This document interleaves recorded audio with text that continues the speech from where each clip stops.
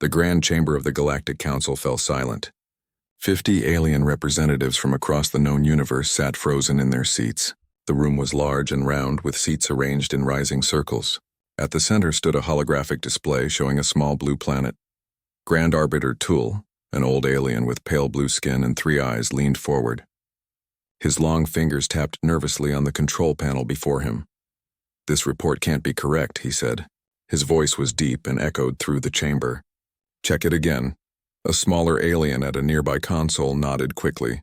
"I've checked 3 times, sir. The readings are clear. The planet called Earth has developed energy signatures consistent with early faster-than-light technology." Counselor Jiho rose from his seat. He represented the Luminar Alliance, a group of peaceful worlds known for their scientific achievements. Jiho was tall and slender with silver-gray skin and large, thoughtful eyes. "If these humans have developed such technology, we should contact them properly," said Jiho. "We could welcome them to the galactic community, share knowledge, form new trade partnerships." From the other side of the chamber came a harsh laugh. Counselor Day of the Vex Dominion stood up. The Vex were known for their military power and aggressive expansion. These red scales gleamed under the chamber lights. "Another primitive species stumbling into space," Day said with a sneer. "We all know the protocol. They must be contained and controlled. If they're developing this technology without proper guidance, they're a danger to themselves and others." Jiho shook his head. "Every species deserves the chance to join us as equals." "Equals?" Day laughed again. "A species that only just discovered faster-than-light travel? They're children playing with fire." Grand Arbiter Tull raised his hand for silence. "We will follow standard procedure. Send an observation fleet to this Earth. Assess their development and determine the appropriate response." "And if they resist assessment?" asked Day with a hint of eagerness. "Then we implement standard intimidation protocol," said Tull. "It has worked hundreds of times before with developing species." Jiho tried once more. "At least let me send a diplomatic—" "The Council has decided," interrupted Tull. "Commander Han will lead the observation fleet." In the military wing of the Council station, Commander Han reviewed the mission briefing. He was a respected officer who had graduated top of his class from the Star Academy. His uniform was crisp and decorated with medals from previous missions. "Earth," he said, looking at the images on his screen. "Mostly water with scattered landmasses, dominated by a single species that calls itself human. Technology level, developing but advancing rapidly." His second-in-command, Lieutenant Min, stood nearby. "Sir, the mission parameters seem excessive for a simple observation." Han nodded slowly. He had the same concerns. 20 warships for a species that has barely left their own planet does seem like overkill. "But those are our orders. Do you think the Council expects trouble?" asked Min. "The Council always expects trouble from new species," said Han. "That's why they send us first. Prepare the fleet. We leave in 6 hours." Meanwhile, on the blue planet called Earth, astronomer Sujin sat alone in her observatory. Outside, the night was clear and stars filled the sky above the mountains. Sujin's eyes were tired from staring at screens all night, but she couldn't look away from what she was seeing. "That can't be right," she muttered, adjusting her equipment. The readings showed strange energy patterns at the edge of the solar system, patterns that matched no known natural phenomenon. She reached for her phone and called her supervisor. "Dr. Kim? I'm seeing something strange on the long-range scanners." The voice that answered sounded tired and annoyed. "Sujin, do you know what time it is?" "I know it's late, but these readings are probably equipment malfunction," said Dr. Kim. "Run the diagnostics again in the morning. And Sujin, try to keep regular hours. Not everything is a great discovery." The call ended and Sujin frowned at her phone. Then she looked back at her screens.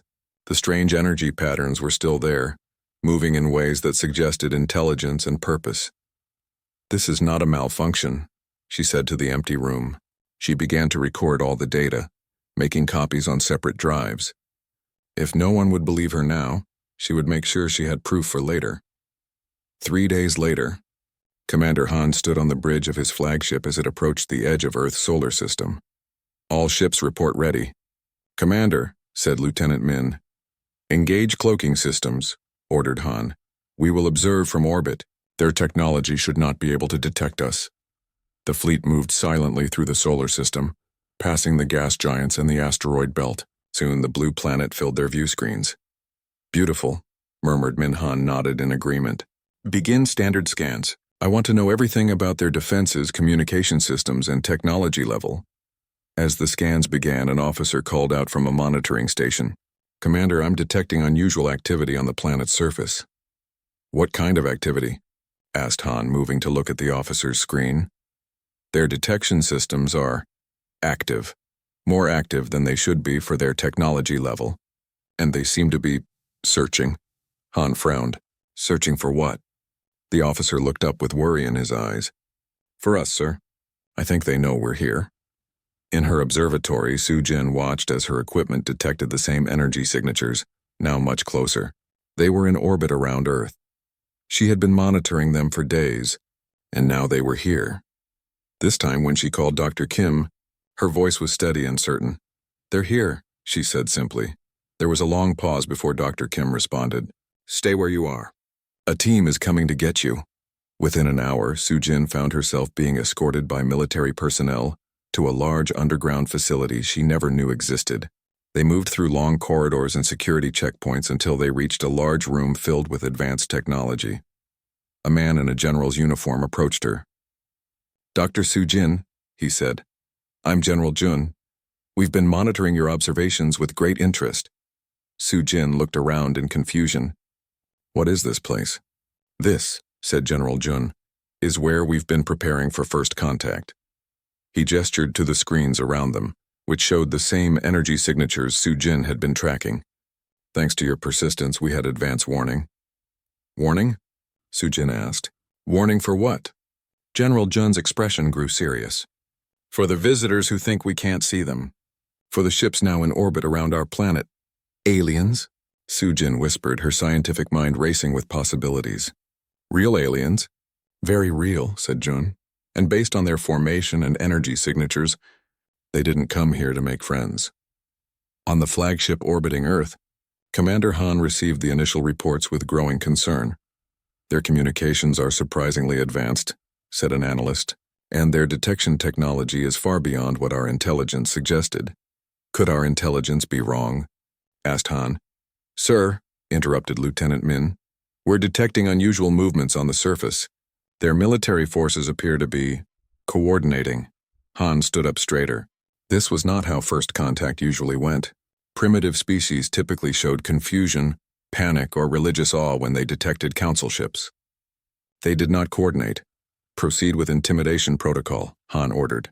Target uninhabited areas only. Show them our power but harm no one. The fleet moved into position. Energy weapons charged, targeting remote mountain ranges and empty deserts. The plan was simple and had worked countless times before. Demonstrate overwhelming technological superiority, then broadcast demands for submission to council authority. Weapons ready. Sir, reported Minhan gave the order. Fire. Beams of energy shot down from the ships, causing massive explosions on the uninhabited targets. Dust and debris rose into the atmosphere. Begin broadcasting the standard submission message in their dominant languages, ordered Han. As the broadcasts began, alarms suddenly blared across the bridge. Sir, shouted a sensor officer. The humans are launching something, multiple somethings. Missiles? Asked Han, tension rising in his voice. No, sir, said the officer in disbelief. They appear to be the countermeasures. They're targeting our cloaking systems. Han rushed to the view screen just in time to see small devices attaching themselves to the hulls of several ships in the fleet. Immediately, those ships became visible, their cloaking systems disabled. Impossible, whispered Han. How could they have technology to counter our cloaking? Before anyone could answer, more alarms sounded. Sir, we're being targeted. Multiple weapon systems from the planet's surface are locking onto our positions. Commander Han stared at the planet below, the beautiful blue world that was supposed to be primitive and easily intimidated. A world that was now revealing military capabilities that should have been centuries beyond their reach. Send an urgent transmission to the Council, Han ordered. Message reads, the humans are not responding according to projections. Request immediate guidance, he paused, then added, and prepare defensive measures. We may have made a terrible mistake. In the council chamber, Jiho watched the incoming transmission with a mix of vindication and dread. The other council members fell into shocked silence as Commander Han's message echoed through the chamber. The blue planet, it seemed, was full of surprises. Commander Han stared at the tactical display in disbelief. The humans were not following the expected response pattern at all. 6 of his 20 ships had lost their cloaking ability. Earth's defense systems were now targeting them with alarming accuracy. Evasive maneuvers, Han ordered. Pull back to a higher orbit. We need time to assess the situation. Lieutenant Min looked worried as he relayed the orders. Commander, the Council hasn't responded to our transmission yet. We can't wait, said Han. The humans have technology they shouldn't have. I won't risk the fleet. As the ships began to move to a safer distance, Earth's response intensified. Missiles launched from multiple sites on the planet's surface. These were not primitive nuclear weapons, but something more advanced. They moved faster than should be possible, changing direction to follow the alien ships. Defensive systems online, shouted Han. Energy shields activated around the Council ships just as the first wave of missiles reached them. The explosions were bright enough to be seen from the planet's surface. 2 of the smaller scout ships took direct hits, their shields failing. How is this possible? Min asked, his voice shaking slightly. Their weapons shouldn't be able to penetrate our shields. Han had no answer. None of this matched the intelligence they had been given about Earth. Either the reports were catastrophically wrong, or the humans had been hiding their true capabilities. In the underground facility on Earth, Su-Jin watched the space battle unfold on large monitors. The alien ships were clearly visible now, their cloaking technology defeated by devices Earth had developed in secret. You knew they were coming, Su-Jin said to General Jun, who stood beside her. Not just from my warning a few days ago. You've been preparing for this, Jun nodded. For decades. We've had encounters before. Small scout ships. Some crashed. We studied them, learned from them. And you kept it secret from the world? Su-Jin couldn't hide her shock. What would you have done with the knowledge that we are not alone and that the others might not be friendly? Jun asked. Before Su-Jin could answer, a scientist called out from across the room. General, we've intercepted their communications. They're retreating to regroup. Good, said Jun. Launch phase 2. On a different screen, Su-Jin saw new activity. Hidden facilities around the world were opening, revealing what looked like launching pads. From these pads rose ships, human ships, that shouldn't exist according to any public knowledge. We have our own fleet, Su-Jin whispered. A small one, Jun admitted. Reverse engineered from what we could salvage and understand. Not as advanced as theirs, but good enough to send a message. The human ships launched into the atmosphere, in pursuit of the retreating alien fleet. Back at the Galactic Council, the chamber was in chaos. Commander Han's transmission had caused an uproar among the representatives. The holographic display now showed the battle in Earth's orbit, with human forces actively engaging the Council fleet. This is unprecedented, shouted one counselor. They have technology they shouldn't have, yelled another. Chiho stood calmly amid the noise. I suggested diplomatic contact from the beginning, he reminded them. Now we face a species that clearly has been preparing for external threats. Counselor Day slammed his fist on his console. This changes nothing except our approach. If they resist the Council's authority, we must respond with the full armada. Crush them before they become a greater threat. Grand Arbiter Tull raised his hands for silence. We must not act hastily. Commander Han's fleet is retreating to assess the situation. We should wait for his full report before deciding our next. Tull was interrupted by an alert from the communications officer. Grand Arbiter, we're receiving a new transmission from Commander Han. It's urgent. The chamber fell silent as the transmission played. Han's face appeared on the main display. There was damage visible on the bridge behind him, and the sound of alarms in the background. Council, we are under active attack, reported Han. His voice was steady despite the circumstances. The humans have disabled several of our ships and... He hesitated as if hardly believing what he had to say next. They have launched their own vessels in pursuit. These vessels show technology similar to our own, but modified in ways our sensors cannot fully analyze. Gasps echoed through the chamber. A primitive species developing space combat vessels was unheard of. We have lost contact with the Stellar Scout and the Void Seeker, Han continued. We believe they have been captured intact. Request immediate reinforcements and new directives. The transmission cut off abruptly. The Council erupted again. with some representatives calling for immediate military action, while others urged caution and diplomatic approaches. Grand Arbiter Tool struggled to maintain order. In the midst of the chaos, Jiho approached Tool directly. "This situation requires direct communication, not more military posturing," he said. "Let me lead a diplomatic mission to Earth." "Diplomacy?" scoffed Day, who had moved to join them. "They attacked our ships." "After our ships targeted their planet," Jiho pointed out. "From their perspective, we are the aggressors." Tool looked troubled. "The protocol for new species has worked for thousands of years. How could this one be so different?" "Perhaps," suggested Jiho, "we should ask them." In the cold emptiness of space, Lieutenant Min found herself in an impossible situation. The ship she served on, the Void Seeker, had been disabled by Earth's weapons. Now it was being towed by human vessels toward the planet. The commander and most of the bridge crew had been injured in the attack, leaving her as the highest-ranking officer still able to function. "Status report," she ordered, trying to keep her voice calm for the benefit of the frightened crew. "Hull integrity at 60%. Life support stable, weapons offline, engines damaged," reported a young officer. "Communications are limited to short range only. We cannot contact the fleet or the council." Min nodded. "And the humans? They have not attempted to board us yet. They appear to be taking us to some kind of orbital facility." Through the viewports, Min could see the structure growing larger. A space station that, like the human ships, seemed to incorporate both Earth technology and elements that looked disturbingly familiar, as if they had studied council designs and modified them. "Listen carefully," Min told her crew. "If they board us, offer no resistance. We are outnumbered and in no position to fight. Our priority now is to gather information and, if possible, establish communication." The crew looked nervous but nodded in agreement. None of their training had prepared them for being captured by a species that was supposed to be primitive.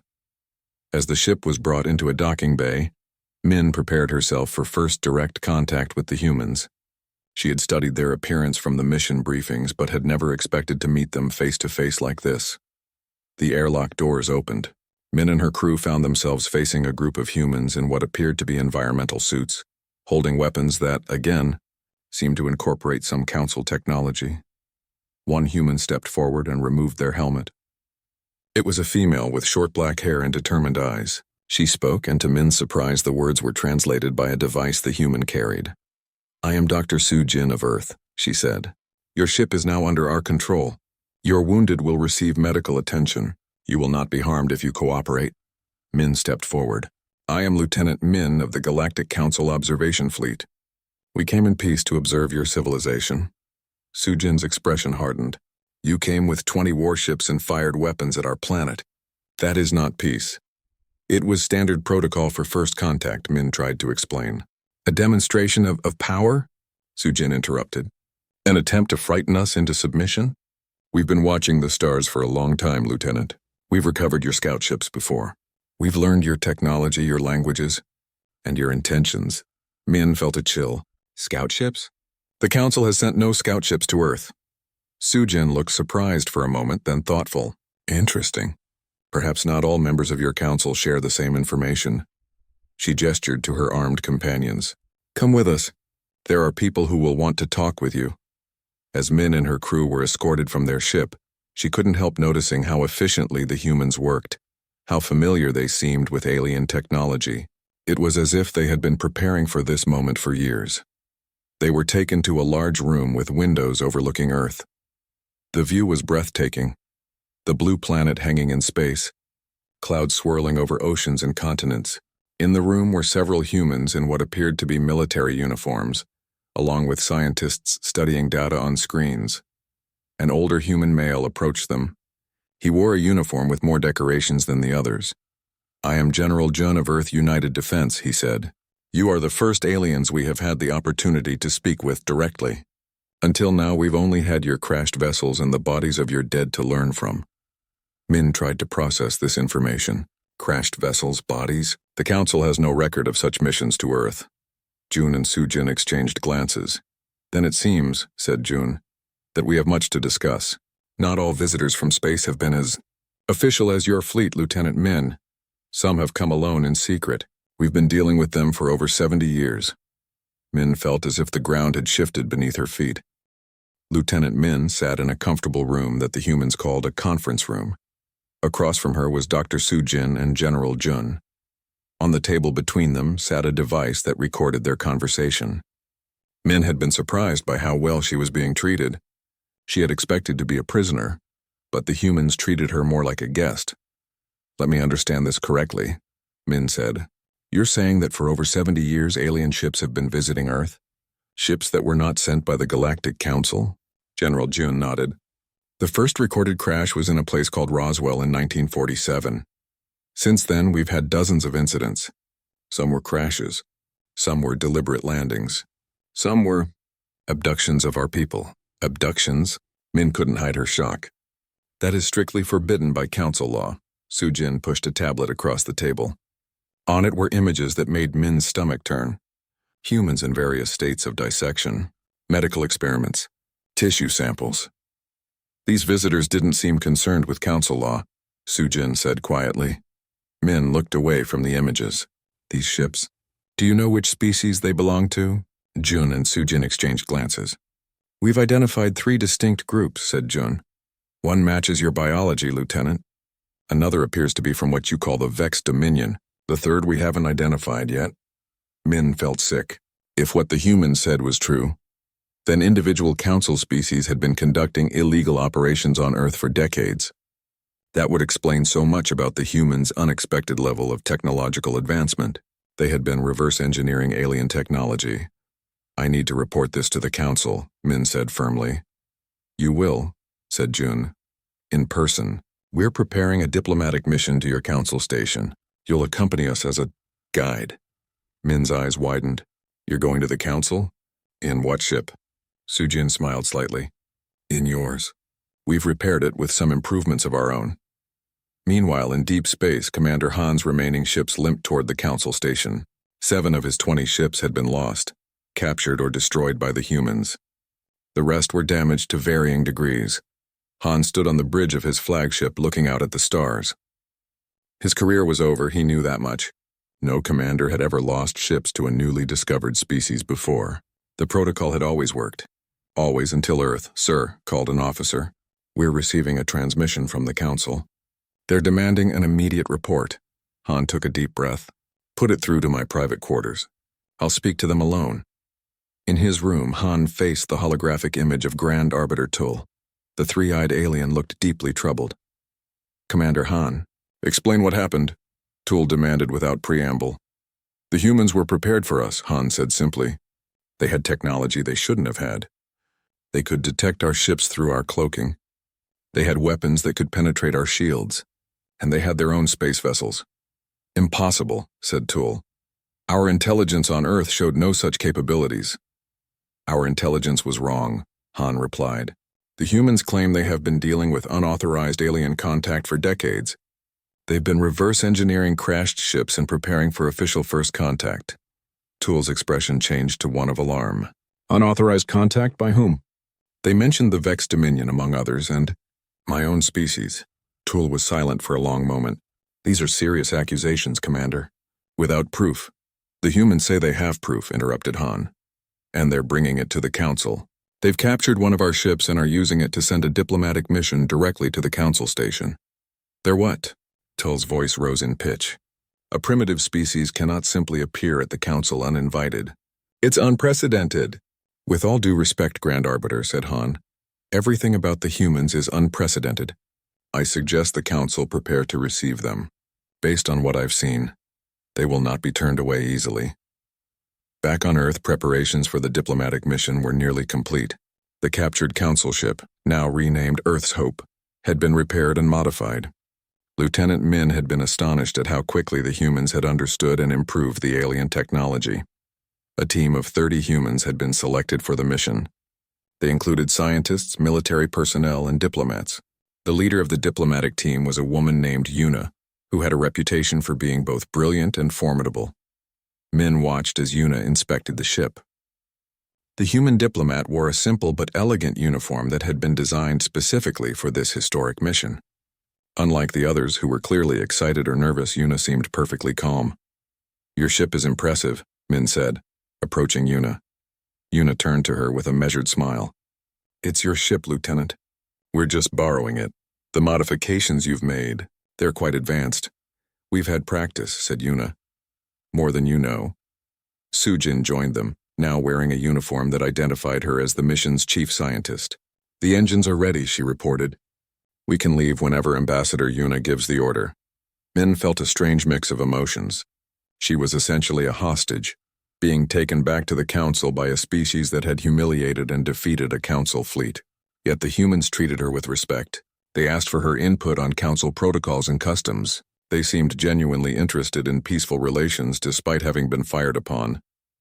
Lieutenant Min, Yuna said, interrupting her thoughts. You seem troubled. Are you concerned about returning to your people? Min hesitated. I'm concerned about what happens when we arrive. The Council has never faced a situation like this before. Neither have we, said Yuna. But we've been expecting first contact for generations. We've had time to consider what we would say when it finally happened. She paused. Though I admit we didn't expect it to involve weapons fire on our planet. The intimidation protocol was designed to establish the Council's authority quickly, Min explained, feeling somewhat embarrassed. It has always worked with other new species. Perhaps, suggested Sujin, those other species hadn't spent decades defending themselves against unauthorized visitors. Perhaps they hadn't watched their people be taken and experimented on. Min had no answer for that. General Jun approached, his uniform crisp and his expression serious. Ambassador Yuna, all personnel are aboard and ready. We can depart at your command, Yuna nodded. Then let's not keep the Galactic Council waiting. The journey to the Council station would take several days, even with the ship's faster-than-light drive. Min spent much of that time answering the humans' questions about Council species, politics, and protocols. She was impressed by how quickly they absorbed new information and how adaptable they were. Your species seems very resilient, Min commented to Sujin as they shared a meal in the ship's dining area. Sujin nodded. We've had to be. Earth's history is full of conflicts, disasters, and challenges. We've faced extinction-level events before, ice ages, plagues, world wars. Each time we've survived and grown stronger. Is that why you advance so quickly? Because of conflict? Partly, admitted Sujin. War drives innovation, so does competition. But also curiosity. Humans have always looked to the stars and wondered what's out there. She smiled slightly. Now we know. Min was quiet for a moment. The Council has always believed that species should be guided into the galactic community slowly. That too much advancement too quickly leads to instability. And we're proving them wrong, said Sujin, or perhaps just proving that there's more than one path to the stars. Meanwhile, the Galactic Council station was in turmoil. News of the human diplomatic mission had spread, causing a mix of outrage, fear, and curiosity among the various species. Councillor Day of the Vex Dominion stormed into a private meeting with Grand Arbiter Tool and Councillor Jiho. This is unacceptable, Day hissed. A primitive species does not dictate terms to the Council. We should have a battle fleet waiting when they arrive, and start an interstellar war, countered Jiho. The humans have already demonstrated capabilities far beyond what we expected. Who knows what else they might be capable of? All the more reason to crush them now before they become a greater threat. Tool raised his hand for silence. We need more information before we can decide on a course of action. These allegations of unauthorized contact with Earth are disturbing. If true, they violate our most basic laws of species development. Allegations without proof, scoffed Day. The humans claim to have proof, said Jiho. I suggest we hear them out, and if their proof implicates certain council members, asked Toll, looking pointedly at Day. The Vex representative's scales darkened with anger. The Vex Dominion follows council law. If individual Vex have acted independently, they do not represent our government.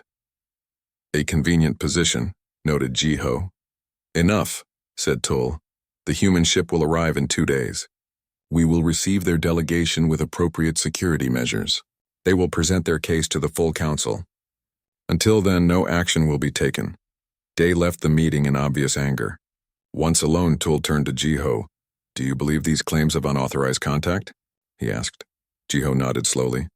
It would explain much about the humans' unexpected development. And it would not be the first time certain species have violated the non-interference protocols for their own gain. Tool looked troubled. The council chamber fell silent as Ambassador Yuna and the human delegation entered. 50 representatives from across the galaxy stared at the first humans to ever stand before them. The chamber was designed to impress and intimidate visitors. High ceilings, grand architecture, and seating arranged so that newcomers had to look up at the council members. Grand Arbiter Tull sat at the center, flanked by senior counselors including Jiho and Day. Tull's 3 eyes blinked rapidly as he studied the humans. Ambassador Yuna of Earth, Tull began formally, his voice amplified to fill the chamber. Your presence here is unprecedented. No species has ever appeared before the council without first being properly introduced to the galactic community. Yuna stepped forward. She showed no sign of being intimidated by the grand setting or the array of alien beings watching her. Grand Arbiter, she replied, her voice clear and strong. The circumstances of our meeting are also unprecedented. Your observation fleet fired weapons at our planet. We defended ourselves. Now we come to address the greater issue, the unauthorized interference with Earth that has been ongoing for decades. Murmurs spread through the chamber. Many council species were hearing about these allegations for the first time. These are serious claims, said Tull. Do you have evidence to support them? Yuna nodded to Su-Jin, who stepped forward with a data device. We do. Dr. Su-Jin will present our findings. Su-Jin connected her device to the council systems. The main display screen lit up, showing images that caused gasps throughout the chamber.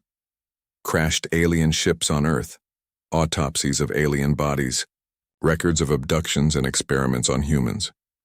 For over 70 years, Su-Jin explained, Earth has been visited by ships not officially sent by the Council. We've recovered crashed vessels, studied alien technology, and documented hundreds of cases of abduction and experimentation on our people. She highlighted specific ships and bodies. We've identified vessels and crew from at least 3 Council species, including the Vex Dominion. These missions were clearly not for peaceful observation, but for technological and biological research. Research conducted without consent and in violation of your own laws. As the evidence continued to appear on screen, the chamber grew louder with shocked discussions among the representatives. Some looked horrified, others seemed angry. A few, notably including Counselor Day, remained suspiciously silent. Jiho rose from his seat. If these allegations are true, they represent a fundamental violation of our most sacred principles. The development of new species must not be interfered with until they are ready for contact. And who decides when we are ready? Asked Yuna. Who gave the Council the right to judge the development of my species? This question caused even more commotion. It challenged the very foundation of how the Council operated. Tull raised his hands for silence. Ambassador Yuna, while these allegations are disturbing and will be investigated fully, they do not change the basic protocols of the Council. Earth has demonstrated faster-than-light capabilities, which triggered the standard first contact procedures. You mean the intimidation protocol? Yuna's voice took on an edge.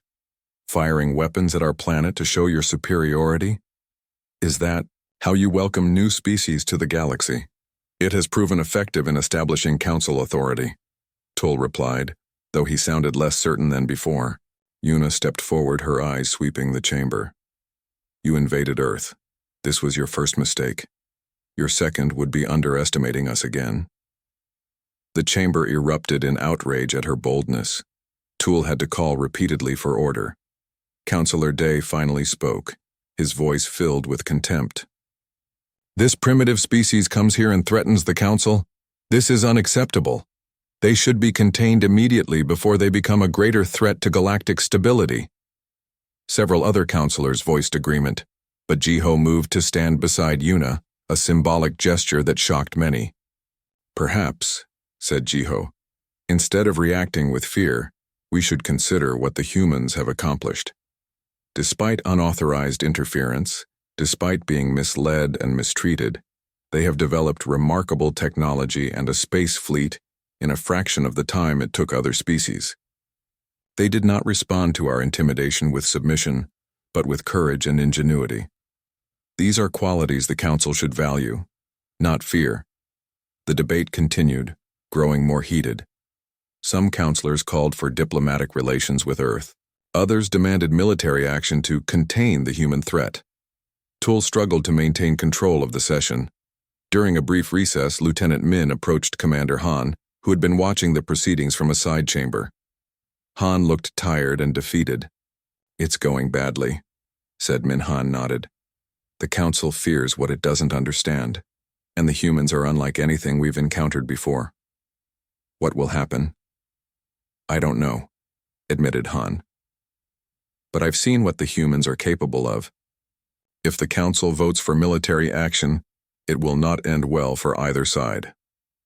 After the recess, Grand Arbiter Tool announced that Commander Han would address the Council to provide his first-hand account of the encounter with Earth. Han stood before the Council, conscious of the human delegation watching him. He spoke honestly about what he had witnessed. The humans demonstrated technology far beyond what our intelligence suggested they should possess. Their tactics showed a familiarity with warfare that exceeds even the most militant Council species, and their ability to adapt and learn is unlike anything I've ever seen. He paused, then added, "If the Council pursues military action against Earth, we must be prepared for significant losses. Based on what I observed, the humans will not surrender easily, if at all." This assessment caused more concern among the representatives. The concept of a new species that could successfully resist Council authority was disturbing to many. Yuna seized the moment. "We did not come here seeking conflict. Earth wishes to join the galactic community, but as equals, not as subjects. We bring new perspectives, new technologies, new ways of thinking.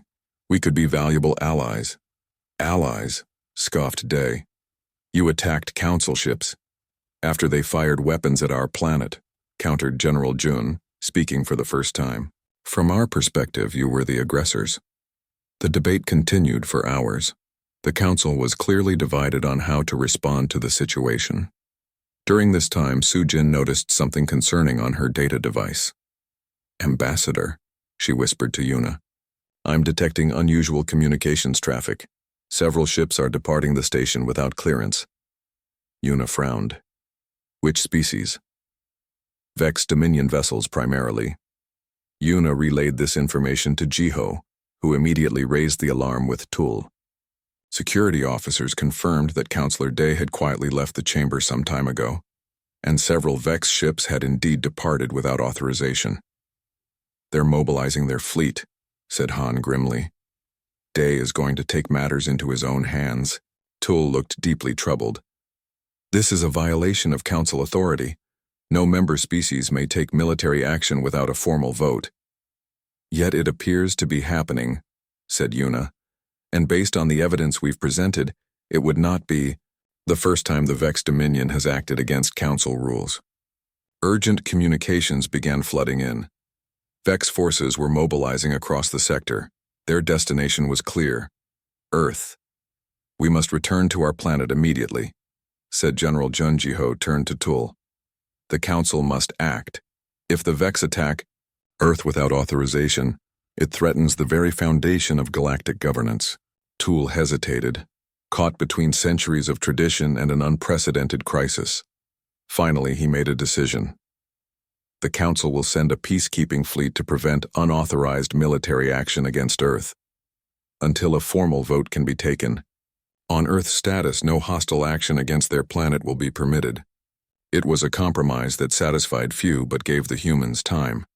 As the human delegation prepared to depart, Jiho approached Yuna.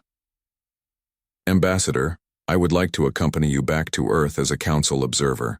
My presence might help prevent conflict." Yuna considered this, then nodded. "We welcome your assistance, Counselor." As they boarded Earth's Hope, Commander Han unexpectedly appeared. "I request permission to join your mission," he said. Yuna looked surprised. "May I ask why, Commander?" "I've seen what happens when we underestimate humans," Han said. "I would prefer to be on the side that understands that lesson." Yuna smiled slightly. Permission granted. The journey back to Earth was tense. Sujin worked with the ship's communication systems to warn Earth of the potential Vex attack. General Jun coordinated defense strategies with Earth's military leadership. Commander Han provided valuable intelligence about Vex's military capabilities and tactics. They favor overwhelming force, Han explained as they studied tactical displays. The Vex believe that superiority comes through strength alone. A common misconception, said General Jun. True strength comes from adaptation and innovation. Jiho observed these preparations with interest. Your species prepares for battle with remarkable efficiency. We've had plenty of practice, said Jun. Earth's history is filled with conflicts. We've learned from each one. As Earth's Hope approached their home solar system, sensors detected the first wave of Vex ships already in position. They had moved quickly, hoping to strike before Earth could fully prepare. 1 Earth year had passed since the battle that became known as the Defense of Sol. The Vex fleet, expecting an easy victory, had instead faced the full might of humanity's hidden defenses. The moon-based weapons, the fleet of ships that Earth had been building in secret, and the technology reverse-engineered from decades of alien encounters had combined to create a force that shocked the galaxy. The Vex Dominion had suffered a devastating defeat. More than half their attack fleet had been destroyed or captured. The rest had retreated in disarray. When the Council's peacekeeping force finally arrived, they found not a conquered planet but a victorious one. Now the Galactic Council chamber looked very different. The circular seating had been reorganized. New seats had been added, including one prominently positioned for Earth. The intimidating design that had once made visitors look up at the Council members had been replaced with a more equal arrangement. Ambassador Yuna sat in Earth's seat, reviewing documents before the day's session. Beside her was Su-Jin, now serving as Earth's chief scientific advisor to the Council. The chamber was filling with representatives from various worlds, including several younger species who had recently gained new status under what was being called the Earth Doctrine. Jiho approached, smiling warmly. Ambassador Yuna, Dr. Su-Jin, Earth's proposals for today's session are causing quite a stir among the traditionalists. Change is always uncomfortable, Yuna replied, but necessary, indeed. The Council had grown complacent over thousands of years. Your arrival has been invigorating. Commander Han, now serving as liaison between Earth's rapidly expanding Space Force and the Council's peacekeeping fleet, joined them. His uniform now bore both Council insignia and a small Earth emblem. The joint training exercises are showing excellent results, Han reported. The human approach to tactics is unorthodox but effective. Our combined forces are stronger than either would be alone. That's the whole point of the Earth Doctrine, said Su-Jin. Strength through diversity rather than forced conformity. The formal session began. Grand Arbiter Toll, looking older but perhaps wiser than a year ago, called the Council to order. The first item on the agenda was the admission of a new species to the Council, one that had been discovered only months earlier. The traditional protocols would have placed this species under observation for decades, gradually introducing them to galactic society. But under the new approach championed by Earth and supported by Jiho's faction, they were being welcomed more directly. Representatives of the new species entered the chamber. They were tall, slender beings with iridescent skin and forearms. They looked around with obvious wonder at the assembled galactic representatives. The Council recognizes the Navarre people, announced Tull. We welcome you to the galactic community as observers, with the opportunity to gain full membership in accordance with the new admission protocols. The Navarre representatives bowed deeply, then took their assigned seats. There was no demand for submission, no intimidation protocol, no demonstration of the Council's superiority. Instead, there was respect and an offer of partnership. Not everyone was pleased with these changes. A faction of Council species, including what remained of the Vex Dominion's influence, had opposed the reforms. They had argued that thousands of years of tradition could not be discarded so easily, that the careful hierarchical structure of the Council had maintained peace and order, but the Battle of Sol had changed everything. The humans had proven that a younger species could stand against even a well-established Council power. More importantly, the revelation of widespread unauthorized interference with developing worlds had damaged the Council's moral authority. Reform had become inevitable. After the public session ended, a smaller meeting took place in a private chamber. Yuna, Jiho, Han, Sujin, and Tul gathered to discuss more sensitive matters. The transition is proceeding well, said Tul, though not without resistance. The traditionalist faction grows increasingly vocal in their opposition.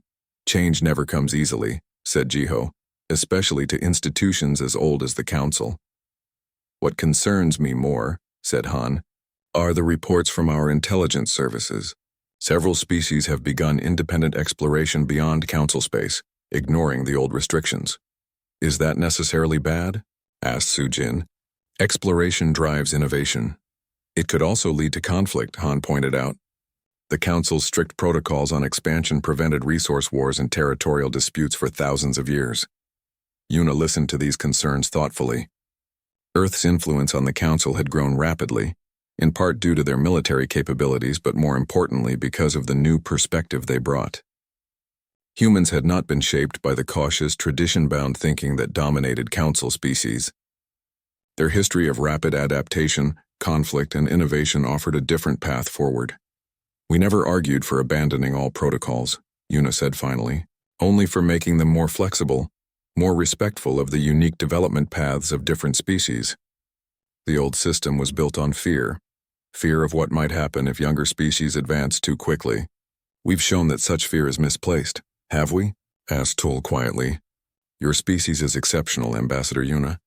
Your rapid advancement, your ability to reverse engineer our technology, your tactical ingenuity, these are not common traits. Other young species might not handle such rapid advancement as well as humans. Then we judge each case individually, said Jiho, rather than applying the same rigid protocols to every species regardless of their unique characteristics. The discussion continued, balancing the benefits of greater freedom against the risks of too rapid change. This was the new reality of the Council, more dynamic, more open to debate, less certain of its absolute authority. Later, Sujin found herself working late in her laboratory on the Council station. She had been studying the technology of various Council species, finding ways to integrate it with human approaches. The results had been remarkable. New hybrid technologies that were more efficient and effective than either original design. A soft chime indicated a visitor. Commander Han entered, carrying what appeared to be old data records. Dr. Sujin, I found something you should see, he said, placing the records on her desk. These are from the archives, documentation of first contact with various species over the past 1,000 years. Sujin examined the records. What am I looking for? Patterns, said Han. Look at the development timelines, the technological progression of each species before and after Council contact. As Sujin studied the data, her eyes widened. They all slowed down. After contact with the Council, their rate of technological advancement decreased significantly. Han nodded grimly. The Council's protocols were designed to ensure stability. New member species were guided along approved development paths. Innovation was carefully managed. It maintained peace, but at a cost. Stagnation, whispered Sujin. Not complete stagnation, Han corrected, but certainly a much slower pace of advancement than what humans have demonstrated. Your species accomplished in decades what took others centuries. Sujin looked troubled. Because we were preparing for what we thought was an inevitable invasion. Because we had to adapt to survive. She looked up at Han. Is that what you're worried about? That without the pressure of conflict will slow down too? Han shook his head. I'm worried about the opposite. That humans will continue to advance at your current rate and eventually will outgrow the Council. Sujin finished for him. Yes. Sujin thought about this for a long moment. Have you shared these concerns with others? Only with Counselor Jiho, Han admitted. He said something interesting. He said that perhaps that is exactly what this galaxy needed. A reminder that comfort breeds complacency, while struggle breeds strength. This echoed in Sujin's mind as she later joined a gathering to celebrate the first anniversary of Earth's admission to the Council. The event was being held in a large observation lounge with a spectacular view of space. Representatives from many worlds mingled, sharing food, drink, and conversation. General Jun, now Earth's military advisor to the Council, stood with Yuna near the viewport. They watched as ships from various worlds passed by the station, a constant stream of activity that had increased dramatically under the new, more open policies. 1 year, said Jun. If someone had told me before first contact that within a year, Earth would be reshaping galactic politics. I would have thought they were crazy. Yuna smiled. We had an advantage. We'd been watching the skies and preparing for a very long time. And now, asked June, what are we preparing for next? Before Yuna could answer, Grand Arbiter Tool approached them. Despite the tensions and challenges of the past year, the old alien had developed a genuine respect for the humans. A remarkable achievement, said Tool, gesturing to the gathering. Species that would never have interacted under the old protocols, now exchanging ideas freely. It's what we hoped for, said Yuna. A more open, more dynamic galactic community. Tull nodded slowly. I was among those who initially feared the changes you proposed. I believed that the Council's traditions had endured for thousands of years because they were necessary for stability. He paused, looking out at the ships passing by. Now I wonder if what we called stability was actually a form of stagnation.